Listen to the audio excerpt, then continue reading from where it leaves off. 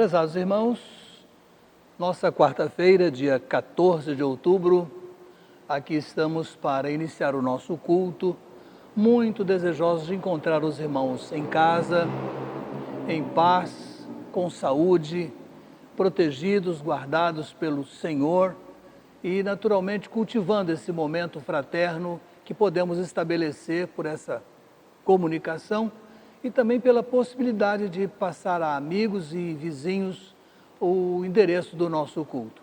Louvamos a Deus porque estamos juntos mais esta vez, nesse mês de outubro, o Outubro Rosa, mais uma vez dando uma palavra de incentivo aos cuidados preventivos dessa enfermidade tão cáustica e que tem produzido tanta dor em muitos lares.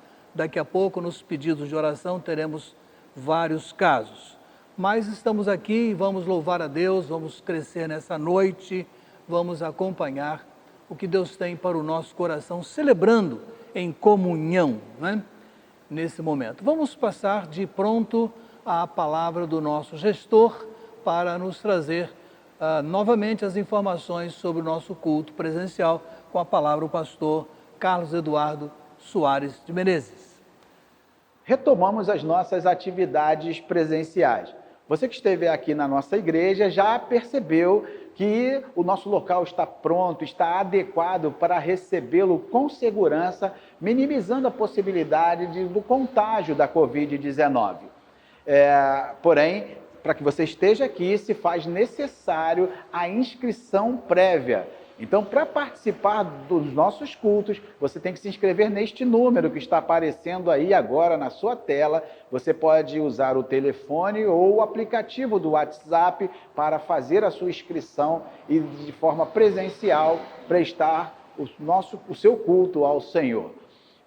Tenho agora um recado importante para você que tem mais de 60 anos de idade. Eu sei que você quer vir na igreja, mas então não há problema, você não está proibido, não existe uma proibição para que você participe do culto. Existe sim uma recomendação.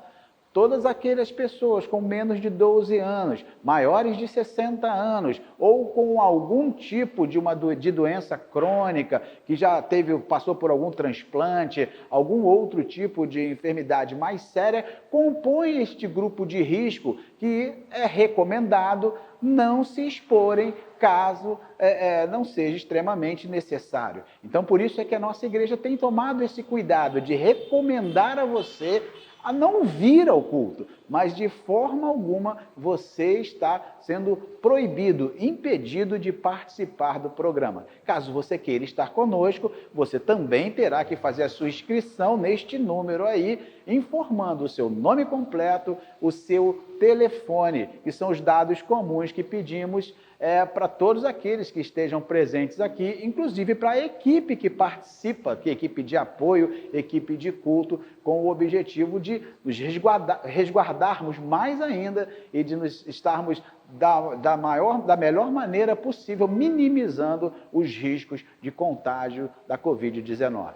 Então, esperamos você no próximo domingo para juntos prestarmos presencialmente e de forma online o nosso culto ao nosso Deus. Aguardo você. Depois de ouvi-lo e acompanhar as instruções, vamos orar a Deus dando início ao nosso culto e eu quero convidar a irmã Eliana Fernandes Farias para nos conduzir nessa oração inicial. Senhor Deus e Pai querido, te agradecemos, Senhor, por mais esse dia de vida. Te agradecemos, Senhor, pelas suas misericórdias renovadas a cada manhã sobre as nossas vidas. E nesse momento, Senhor, quero te pedir pelos que estão enfermos, pelos que estão acamados, pelos que estão hospitalizados, pelos que estão passando por todo e qualquer tipo de situação, seja financeira, emocional, seja física, seja espiritual, que o teu Santo Espírito visite a cada um, Pai. Também, Senhor Jesus, lhe peço que o nosso espírito seja sensível à voz do teu Santo Espírito, para que possamos entender os teus desígnios e a tua vontade a cada dia em nossas vidas. Te agradecemos, Senhor, por esse culto. Entregamos tudo que vai ser feito nas tuas mãos e te louvamos no nome santo do teu Filho amado, nosso Senhor Jesus Cristo. Amém. Depois de orarmos ao Senhor, vamos tomar a sua palavra no Evangelho segundo Lucas, capítulo 6, verso 38. Evangelho de Lucas, capítulo 6, verso 38, texto que diz assim: Dai e vos será dado, recebereis uma boa medida, cheia, generosa e transbordante, pois sereis medidos com a mesma medida com que medis. Uma vez mais, para fixar bem, dai e vos será dado, recebereis uma boa medida, cheia, generosa e transbordante, pois sereis medidos com a mesma medida com que medis. Deus nos abençoe. Depois dessa leitura, vamos cantar o hino muito inspirador e muito conhecido nosso, que é Firme nas Promessas. Cantemos com o nosso coração seguro dessa verdade que estamos cantando nessa poesia. Cantemos Firme nas Promessas.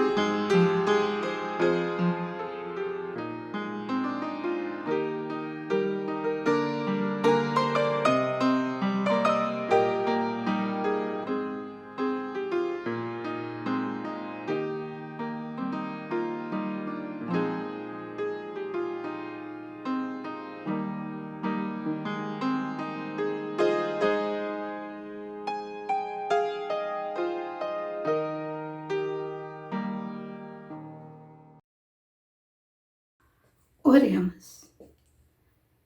Grandioso Deus, nosso eterno Pai, Deus de amor e bondade, nós te agradecemos, Senhor, pela oportunidade que temos de estar reunidos em Teu nome.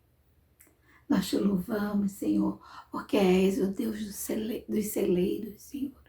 Nós te louvamos pelo sustento, Senhor, pela vida, pela saúde, pela Tua misericórdia que se renova a cada momento sobre nós. Diante do Teu altar, Senhor, colocamos toda esta igreja, Senhor. Ó Pai de amor, te pedimos, Senhor, que venha visitar cada membro desta igreja. Senhor, que cada um possa sentir a Tua presença, Senhor, a Tua mão santa e poderosa sobre eles, conduzindo-os, Senhor. Senhor, que Tu possas ajudar aqueles que necessitam de saúde por estarem enfermos, Senhor. Dê a eles, Senhor, um acalento, Senhor, aliviando, curando, livrando-os, Senhor, da enfermidade. Te pedimos, Senhor, que Tu leve consolo, a paz, àqueles que necessitam neste momento da Tua paz, do Teu consolo, Senhor. Te agradecemos, Senhor, porque tivemos oportunidade de trazer o nosso dízimo à Tua casa.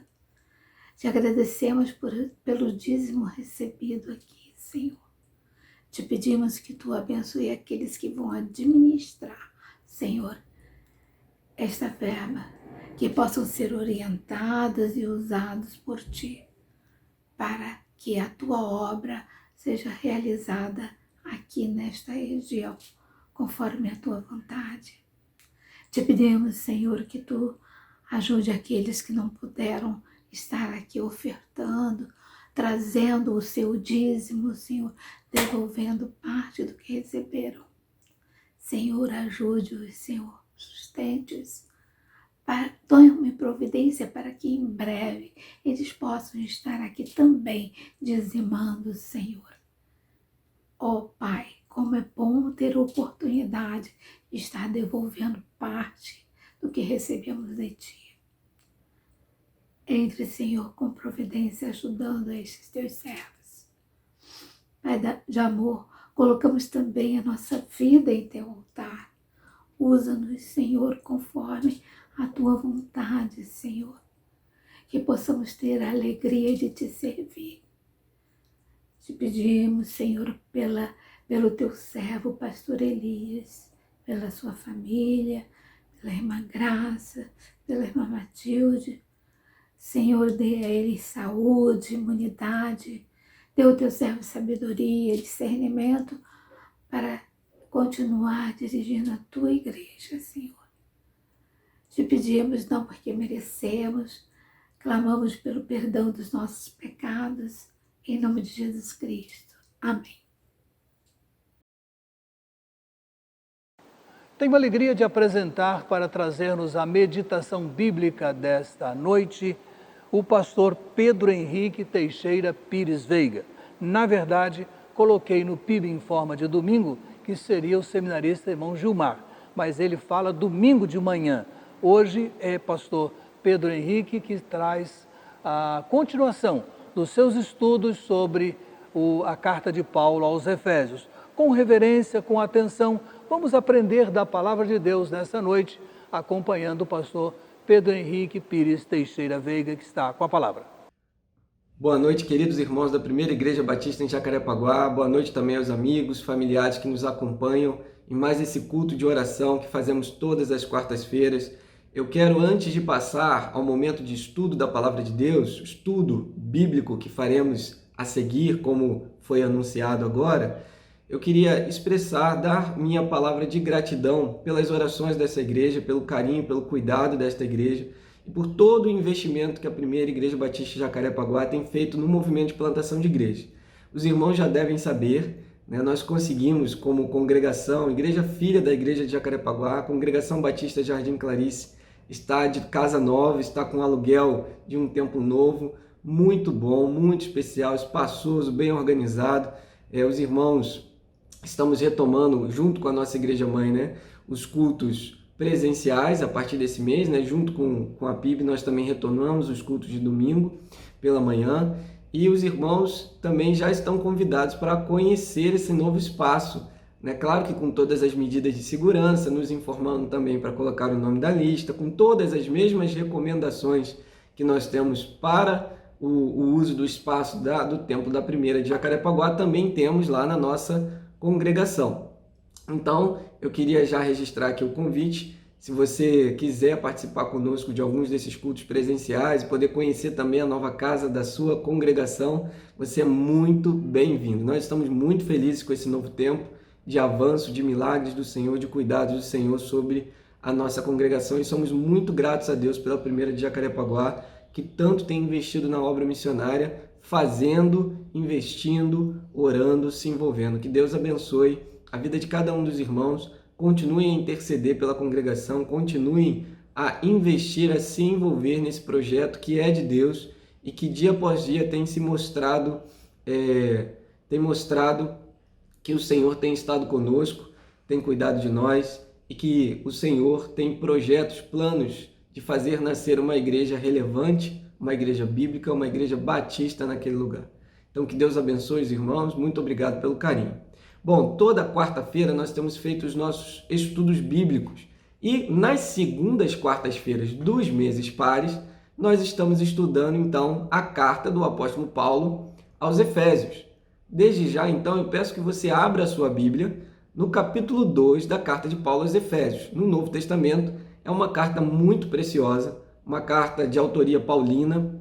Nós já fizemos 3 mensagens nessa carta, 3 estudos bíblicos nessa carta. Estamos caminhando para o 4º estudo, entrando assim já no 2º capítulo. No 1º capítulo nós trabalhamos uma introdução a essa carta, falando um pouquinho de datação, de autoria, de destinatários, de estilo literário, que é o estilo epistolar, estilo de carta. Depois entramos na oração do apóstolo, ou melhor, na palavra de louvor do apóstolo Paulo. Logo após a introdução, nós entramos nessa palavra de louvor, um verso bonito, elegante, que estudamos juntos. E aí, esse verso emenda com o 3º estudo, que foi também um verso único de oração, em que trabalhamos a oração do apóstolo Paulo pela igreja dos Efésios. E ali tiramos princípios preciosos da palavra de Deus a respeito da oração para as nossas vidas. E agora nós entramos em mais um versículo, em mais uma linha, em mais uma frase contínua, que começa do versículo 1 do capítulo 2 até o versículo 10. É isso mesmo, nós na nossa Bíblia, e eu tenho dado ênfase nisso, porque a gente acaba fazendo a leitura bíblica a partir das nossas divisões de capítulos e versículos, e a gente perde um pouco da ideia de que esse texto foi escrito na sua língua original em grego. E na estrutura grega as coisas são um pouquinho diferentes. Então aqui do versículo 1 ao 10 nós temos uma única frase, um único argumento, uma única tese, muito interessante do apóstolo Paulo, que vai dar também tema ao nosso estudo, que tem como título do pecado para a salvação pela graça. O apóstolo Paulo, do versículo 1, começa a trabalhar então esse conceito geral da realidade, da condição desesperadora em que o homem se encontra, da operação poderosa de Deus para resgatar esse homem e para onde esse homem é resgatado, para fazer o quê? Para viver como? Então nós vamos analisar nesse único verso, nós vamos analisar esses 3 movimentos. A análise de Paulo a respeito do cenário em que o homem se encontra, que a humanidade se encontra, como que Deus intervém nessa história, transformando essa realidade, e para onde esse homem é então transportado nesta realidade, a viver de que forma, de que maneira. E é muito interessante perceber em todas essas 3 abordagens que o Paulo faz, do versículo 1 ao versículo 10, a intervenção graciosa de Deus, o amor de Deus em movimento na direção de pecadores perdidos que não tinham mérito, que não mereciam este amor manifestado na pessoa de Cristo Jesus. Para isso nós vamos ler então, primeiramente, do versículo 1 ao versículo 3, nós vamos ler juntos agora, e perceber esse primeiro ponto do nosso estudo, perceber a situação desesperadora em que o homem se encontra separado de Deus por causa do pecado. Vamos ler juntos então? Capítulo 2 da carta aos Efésios, versículo 1 ao 3, diz assim a palavra do nosso Deus. Ele lhes deu vida quando vocês estavam mortos em suas transgressões e pecados, nos quais vocês andaram noutro tempo, segundo o curso deste mundo, segundo o príncipe da potestade do ar, do espírito que agora atua nos filhos da desobediência.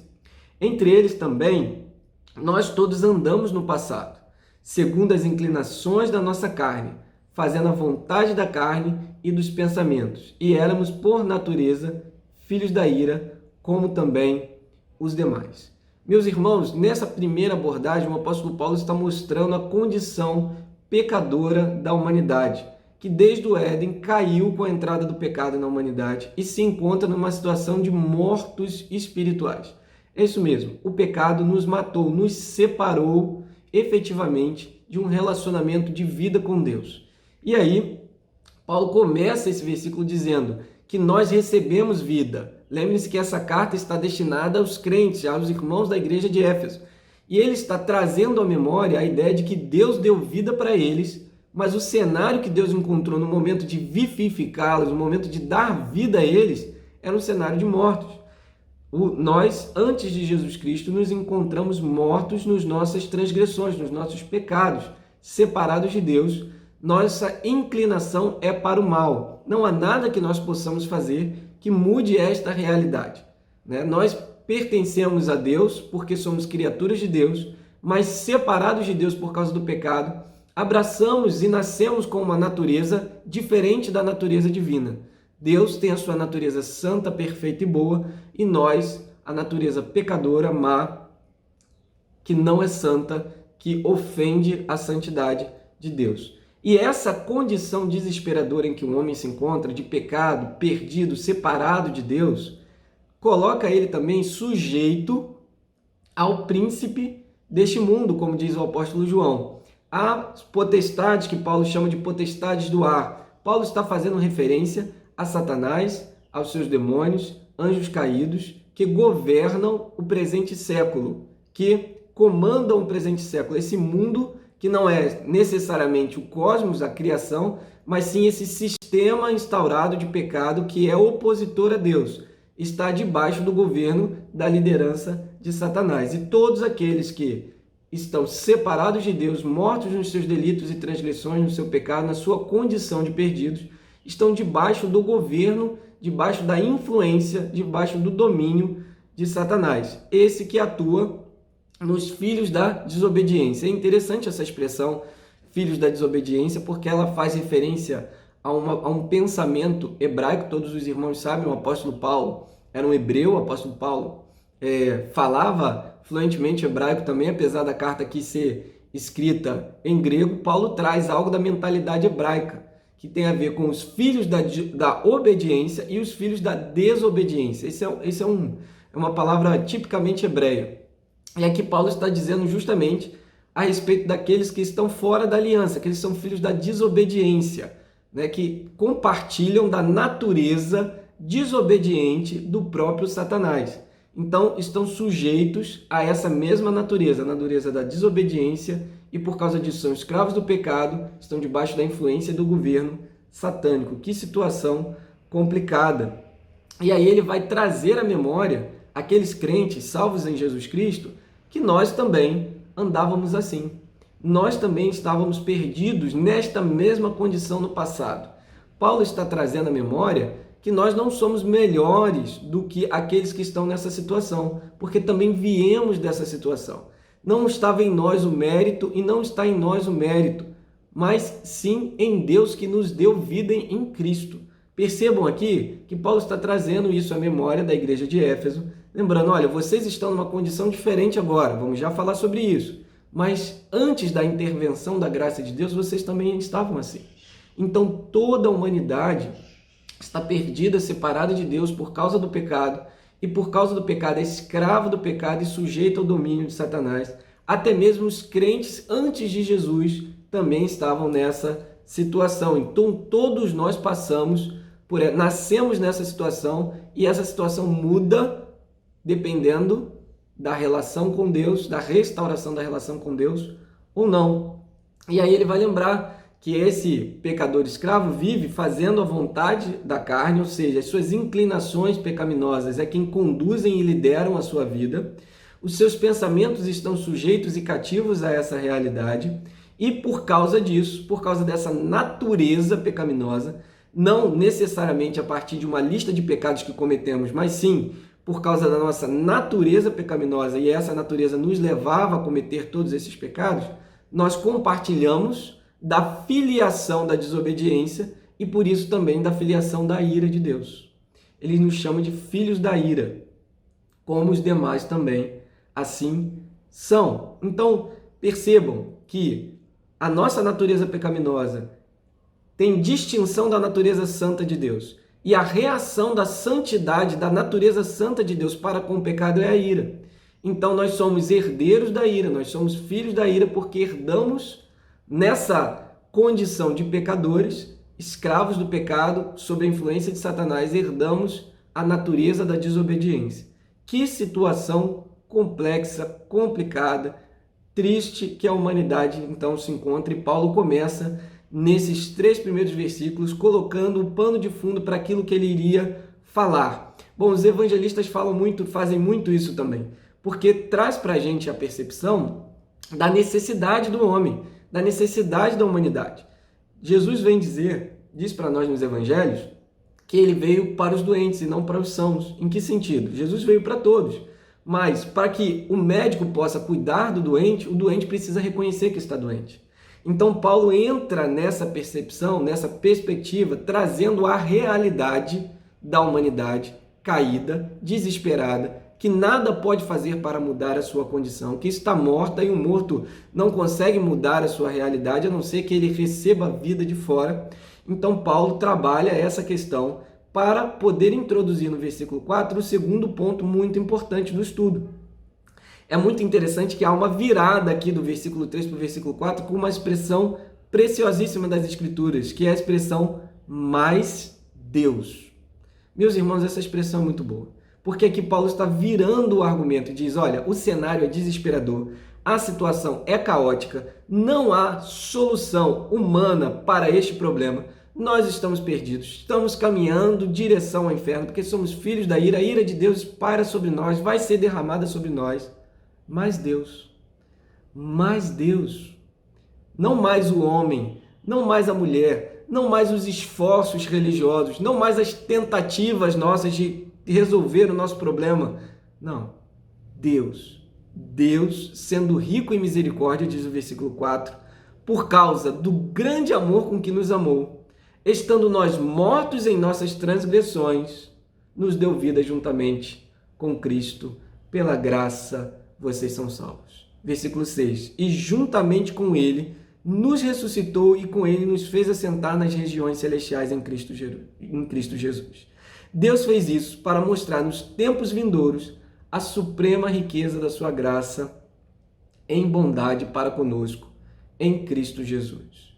Porque pela graça vocês são salvos mediante a fé. Isso não vem de vocês, é dom de Deus, não de obras, para que ninguém se glorie. Até aí, versículo 9.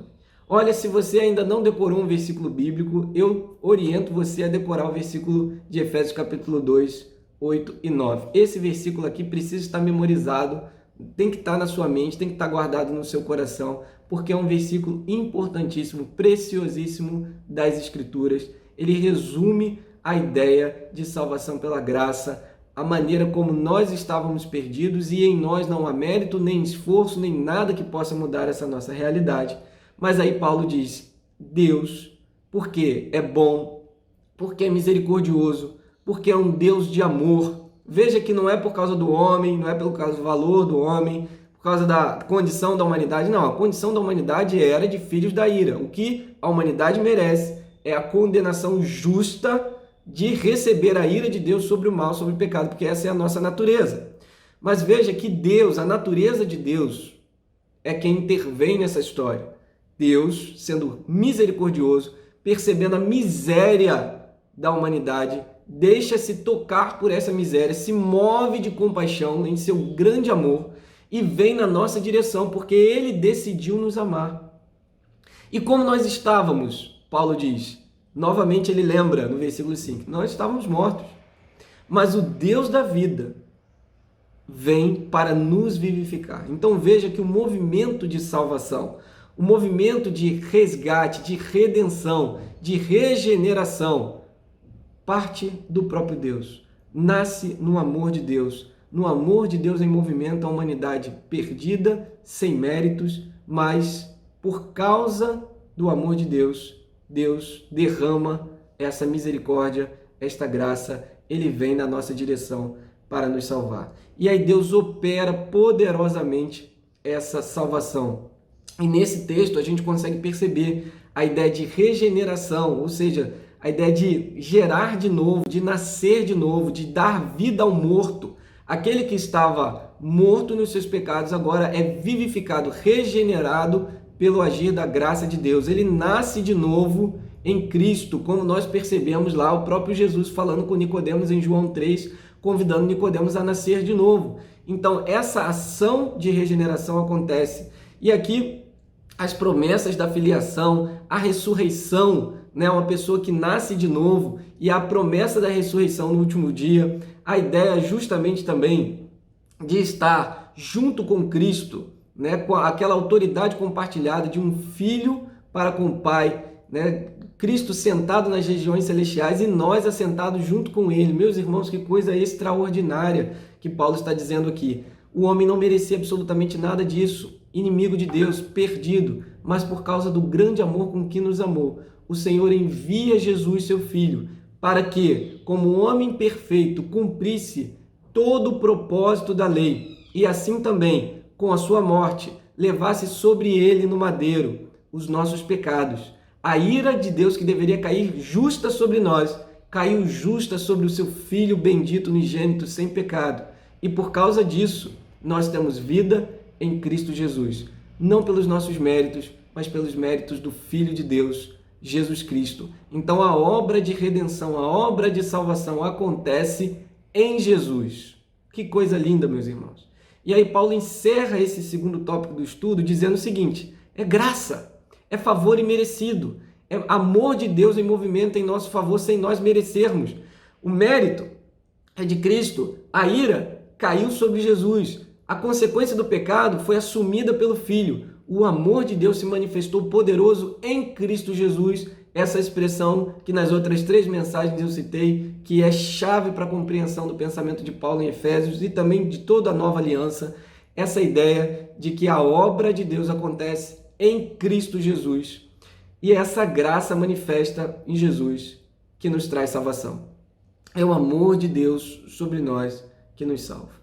E aí quando essa graça se manifesta, nós temos consciência, percebam, Paulo está trabalhando isso, nós temos consciência da nossa condição. Paulo começou nos instigando a ter consciência da nossa condição de perdidos. Por quê? Porque essa condição frente ao amor nos conduz ao arrependimento.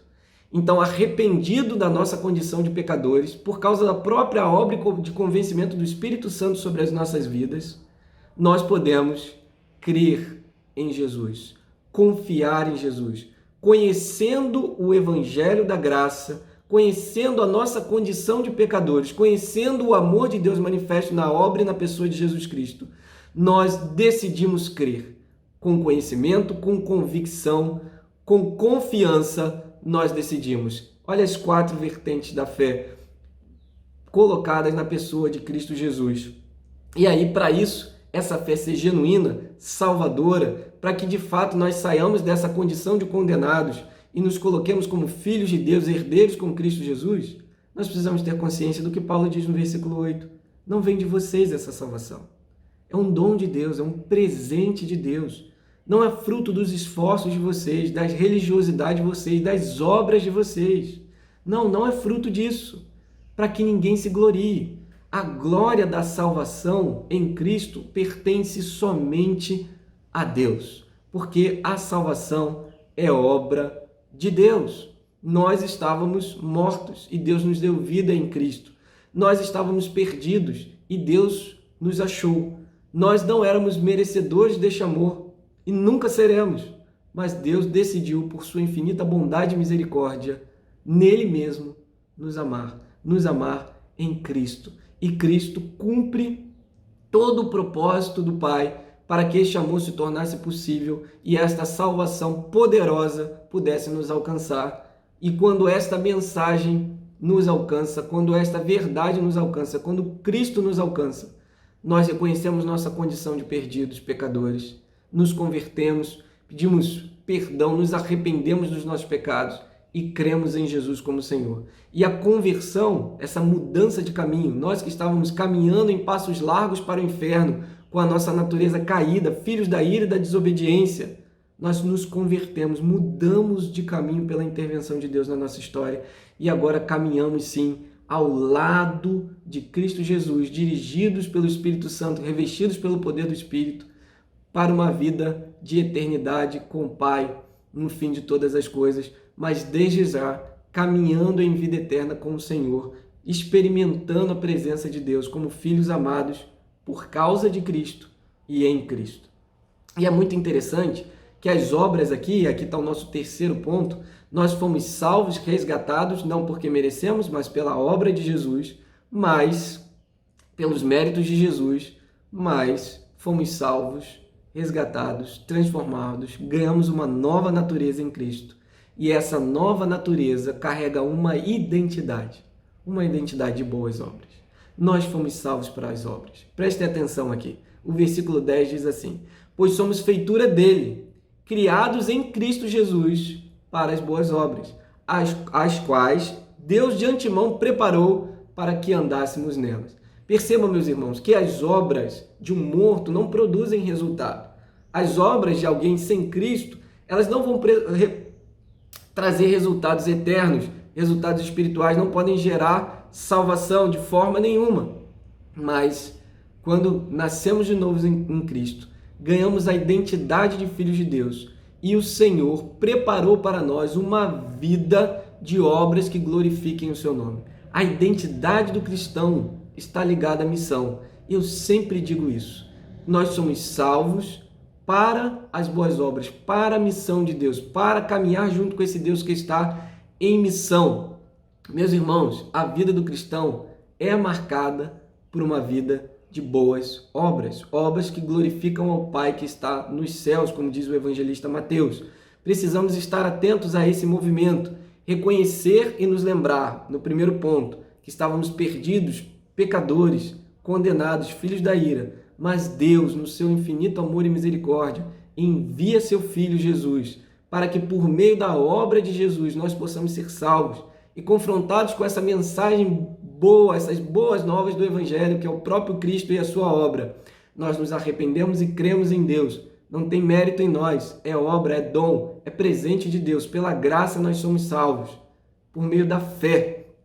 Essa fé que nos salvou, nos transforma a ter uma identidade semelhante à identidade de Cristo, ter uma identidade de boas obras, uma identidade de uma missão, uma identidade de um serviço ao Senhor da missão, que preparou para nós essa peregrinação, como diz o apóstolo Pedro, essa jornada aqui pela terra, glorificando o nome dele por meio das nossas ações de obediência, por meio do cumprimento da missão que Deus nos confiou. Nós fomos salvos pela fé para as boas obras. Não podemos confundir.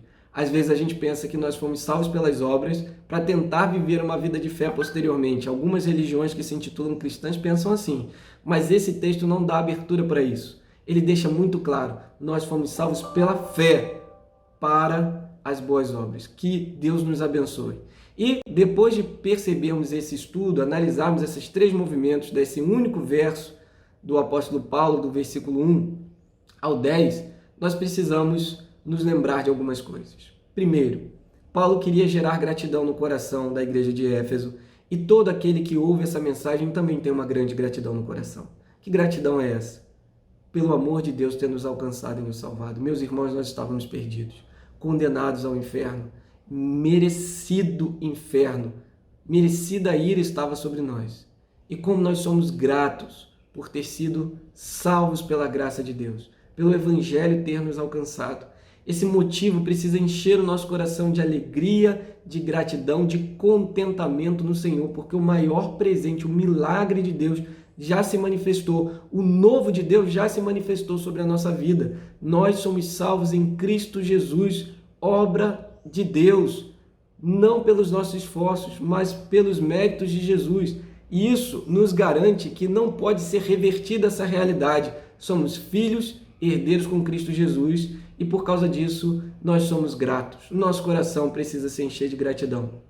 Nosso coração precisa se encher de alegria, porque esta graça nos alcançou. Mas, essa graça que nos alcançou nos faz também lembrar que outros ainda não experimentaram dessa graça, que outros ainda não ouviram o evangelho da graça, que outros ainda estão ligados à idolatria, à arrogância, à presunção, a tentar resolver esse problema desesperador que se encontra com os seus próprios esforços, presos à idolatria. Meus queridos irmãos, nós entendemos bem o que é isso, porque também estivemos nessa mesma condição.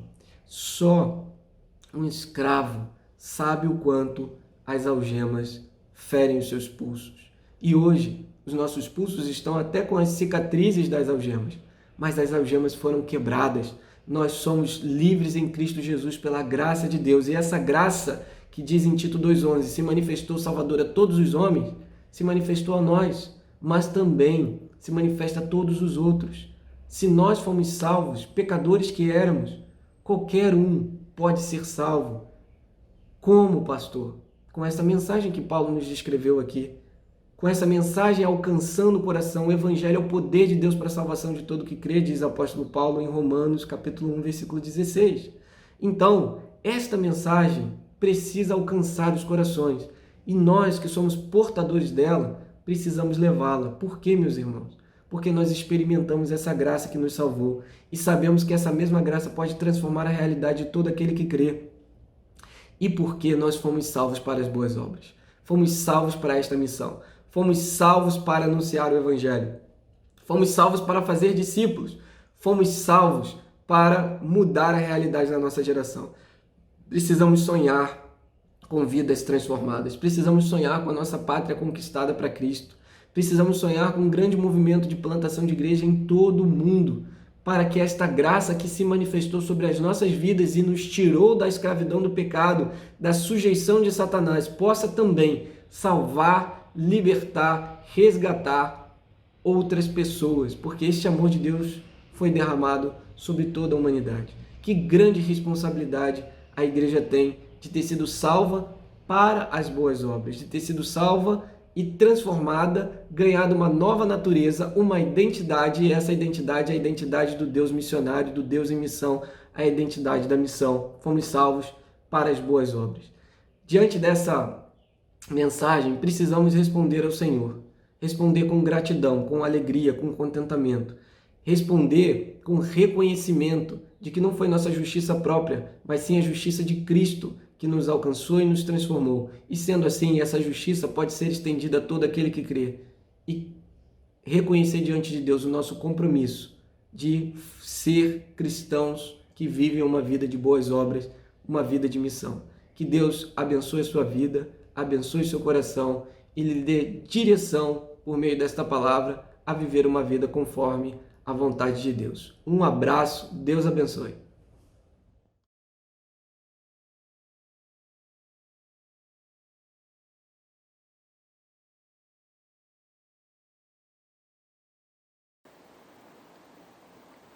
Então, meus amados, temos louvado a Deus, temos ouvido a sua palavra, ouvimos agora a instrução bíblica e chega o momento da nossa oração de intercessão, né?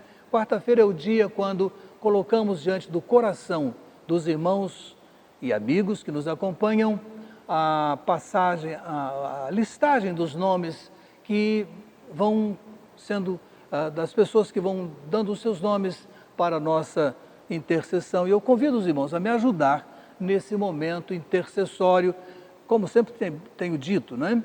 Esse momento em que falo tantos nomes, não falo o seu nome, mas você fala o seu nome diante de Deus e Ele está disposto a ouvi-lo sempre. Então vamos aos nomes, pessoas que aguardam essa hora da intercessão da igreja toda reunida em suas casas. Eu começo com o casal Cremilda Aparecida Lisboa dos Santos e Moisés José. Eles pedem cada um por alguém da família. A irmã Cremilda por sua filha Débora, aguardando na fila de transplante renal. E o irmão Moisés por sua filha Bárbara, acometida de câncer. Oremos. Deus e Pai, nosso Senhor, apresentamos esse casal que nos coloca diante de nós as suas filhas. E nós te pedimos, Pai, cada uma, Débora e Bárbara, naquilo que precisam do Senhor, sejam abençoadas com a tua resposta.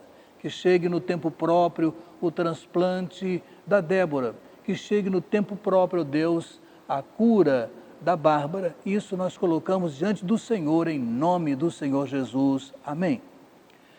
Lembro de sempre Javé e Antoeme. Oremos a Deus. Deus e Pai, essas duas vidas têm sido colocadas sempre diante do Senhor e a igreja conhece bem essas duas histórias. Suplicamos, Senhor Deus, abençoar cada um com o seu motivo e a sua necessidade que o Senhor conhece bem. Antoeme e Javé, abençoa esses dois irmãos já vividos, Antoeme um pouco mais, mas carentes, todos dois, da tua graça e da tua misericórdia, oramos em nome do Senhor Jesus. Amém. Lembro do casal Ubirajara e Catarina. Deus e Pai, esses teus servos têm lutado nesses últimos tempos com enfermidade constante, contínua. Algum momento menos, algum momento mais, mas a tua graça continue a guardá-los, protegê-los, dando-lhes o suporte para o enfrentamento desse tempo, conforme a tua graça e a tua misericórdia, pedimos-te em nome do Senhor Jesus. Amém. Eu quero lembrar agora alguns casos relacionados com essa enfermidade que acabei de falar no começo do nosso culto, né? A irmã Célia Regina, a irmã Ana Maria Mendes, que pede pelo João Gabriel e pelo doutor Eduardo, e a irmã Tânia, que pede por sua irmã Sueli. Todos esses casos voltados para essa enfermidade. Oremos então. Nosso Senhor, aqui estamos, continuando a nossa intercessão. A Tânia pede por sua irmã Sueli, vivendo esse tratamento quimioterápico. A irmã Célia Regina vai seguindo no seu tratamento. A Ana lembrou do João Gabriel, menino de 14 anos, e do doutor Eduardo enfrentando essa crise também. Ó Deus, coloca a tua mão poderosa sobre essas vidas e manifesta com muita misericórdia, graça e socorro a essas pessoas. E nós pedimos em nome do Senhor Jesus. Amém. Seguindo, meus amados, temos essas duas pessoas que Miriam Soares pediu por eles, vindo de Covid. E eu acrescento um outro médico, o doutor João Pedro, amigo da Sara Antunes, que também está enfrentando esse caso de Covid. Então, Edson, José Carlos e João Pedro. Deus e Pai, apresentamos-te esses três nomes, José Carlos, Edson e esse médico, João Pedro. Ó Deus, 3 casos, sendo que os 2 primeiros já entraram numa recuperação. E esse médico que nós não conhecemos, amigo da Sara, ele está vivendo um momento muito difícil. Cada dia, ó Deus, é uma vitória e até aqui ele está resistindo. Manifesta o teu poder nessas vidas, a fim de que, ó Deus, além da recuperação física, sejam alcançados pela graça da salvação. Nós te pedimos em nome do Senhor Jesus. Amém. O irmão Oscar Lima, de Lima, sua esposa Lindalva. Deus e Pai, este casal da nossa igreja vem enfrentando a expectativa da cirurgia, ele, irmão Oscar, e a irmã Lindalva, precisando da tua ajuda, do teu amparo, para que ela possa dar o suporte necessário ao irmão Oscar. Abençoa, cuida dessa casa, bem como dos seus filhos. Manifesta, ó Deus, ali a tua graça e a tua misericórdia. Nós te pedimos em nome do Senhor Jesus. Amém. Irmão Selmo e a sua esposa, Maria José, colocam diante de nós ainda a vida do seu genro, da sua filha e do seu neto, sendo que a filha e o neto estão bem melhor. E o genro, até essa quarta-feira, na UTI, mas respirando sem auxílio de instrumentos. Deus e Pai, este casal também da nossa igreja, irmão Selmo, irmã Maria José, colocam diante do Senhor, primeiro agradecendo, porque já uma boa melhora alcançou essa família.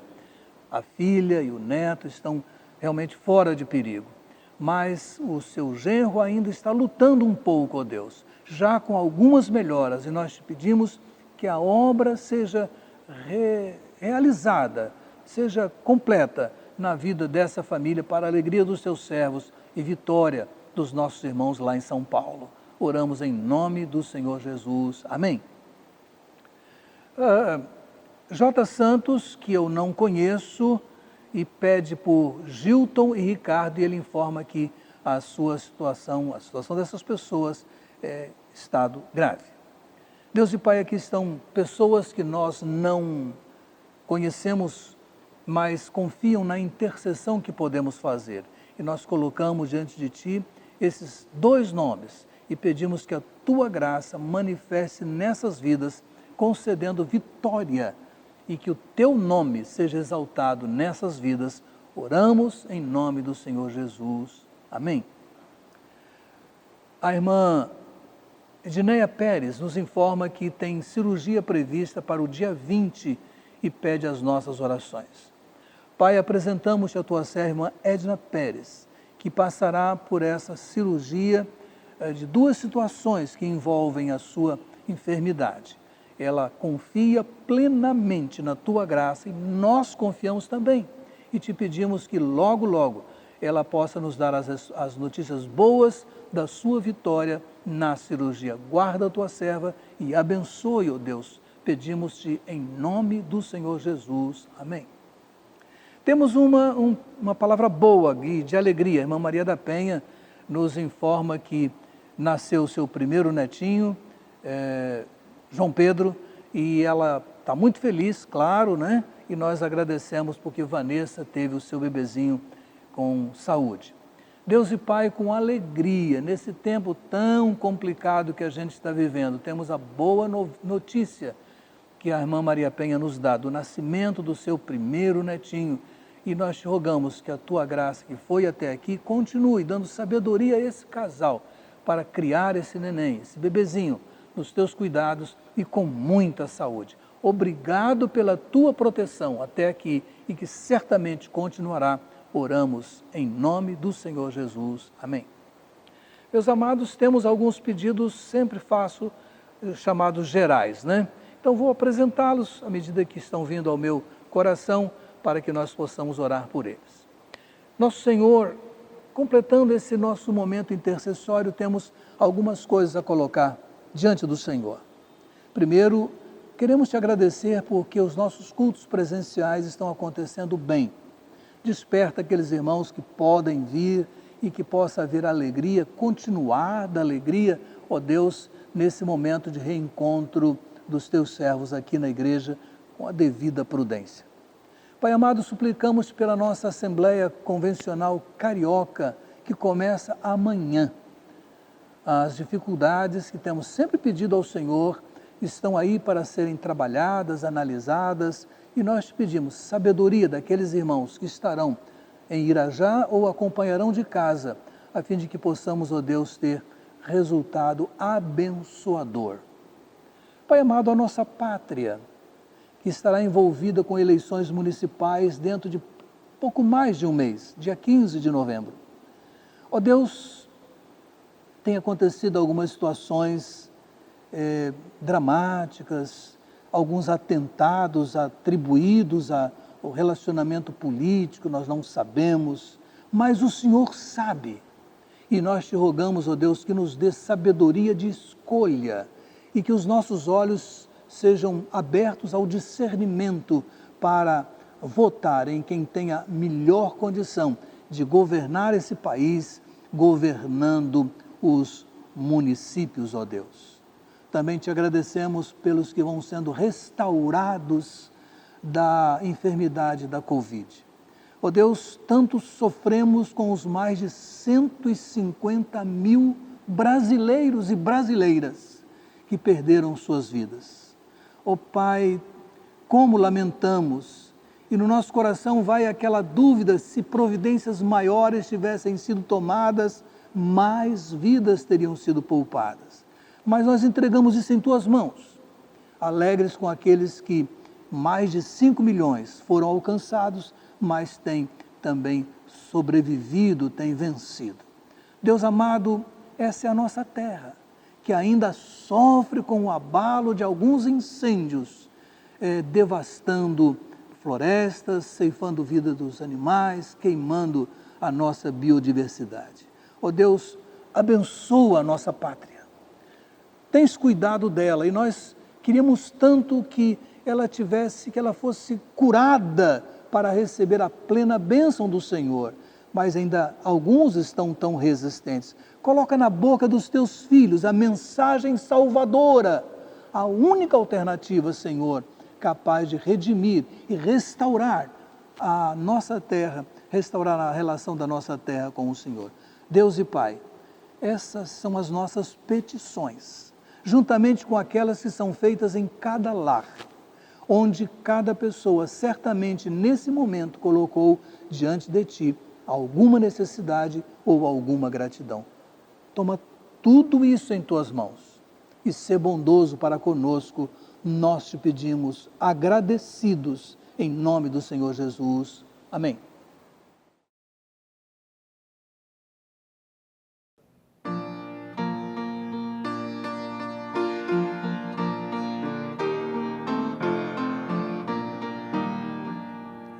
Não me importa se o sol não brilhar, Jesus é meu, sim, sempre meu.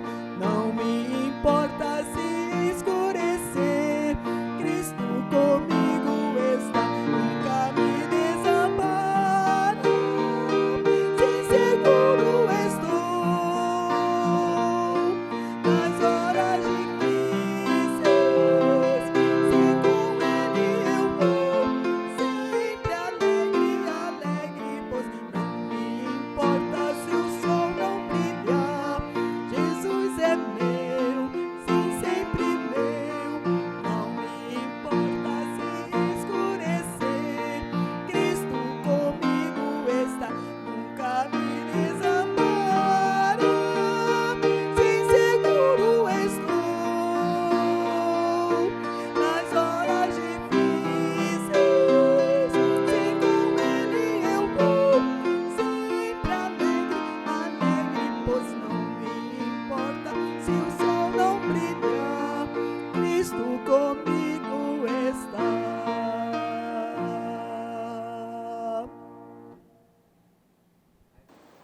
Meus amados, antes de despedir, eu quero lembrar que domingo próximo teremos sim a palavra do irmão Gilmar pela manhã, em culto presencial, e à noite estaremos festivos com o aniversário de Mulher Cristã em Missão, MCM, 99 anos.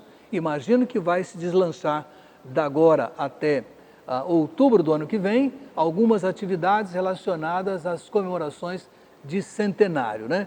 Um ano antes do centenário da igreja. Eu, desde já, saúdo as irmãs e também o 3º Congresso de Mulheres acontecerá conjuntamente, uma coisa e outra, né? Então, vamos nos preparar e vamos estabelecer uma rede de comunicação para que esse culto chegue a muitos lares no próximo domingo à noite. Deus nos abençoe e nos dê um restante de semana bem abençoado, cuidados por Ti, e vamos orar juntamente, acompanhando a irmã Dulcimar de Lima Cabral, que nos dirige lá desde João Pessoa, onde ela está, e ela de lá vai nos conduzir em oração. Um grande e forte abraço, juntos, e domingo estaremos aqui para louvar ao Senhor. Ele nos abençoe. Amém. Oremos, irmãos. Senhor nosso Deus, muito obrigada pela Tua presença aqui constante em nossas vidas. E cada irmão que aqui está presente, abençoa grandemente, abençoa a família do pastor Elias Werneck, a irmã Graça, sua família, e todos nós que estamos aqui presentes, sejamos abençoados por Ti, nos dedicando mais à Tua obra, e nos aperfeiçoando em Ti, Senhor nosso Deus, cada dia. Perdoa nossos pecados, abençoa cada irmão aqui presente e tudo que tem sido feito aqui nesse culto, o que pode ser feito nesse culto, em honra ao teu nome, Senhor.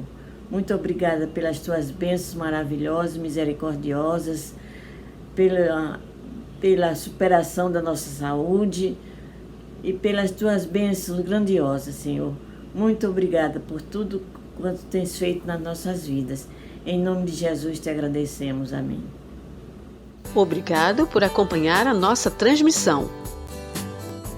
Nossos cultos são transmitidos pelo YouTube aos domingos, às 10h15 e às 19 horas. E às quartas-feiras, às 20 horas, horário de Brasília. Para saber mais sobre o nosso trabalho e entrar em contato conosco, acesse o site www.pibjpa.org. Confira também as nossas redes sociais no Facebook e Instagram.